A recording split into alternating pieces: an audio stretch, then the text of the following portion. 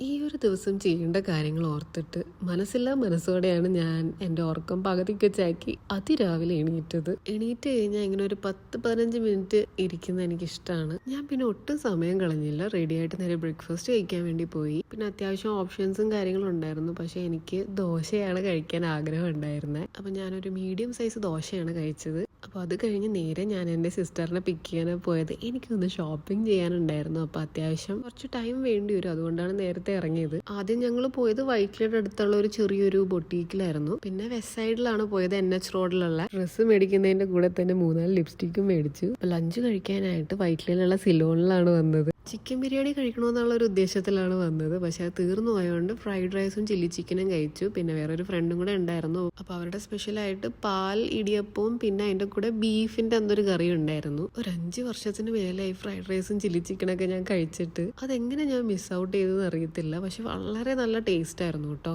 അപ്പം തന്നെ ഒരു 3-3:30 ആയിട്ടുണ്ട്. ഇനി എനിക്ക് 2 സ്ഥലത്തും കൂടെ പോകാനുണ്ട്. എങ്ങനെ എന്താവുമെന്ന് എനിക്കറിയത്തില്ല.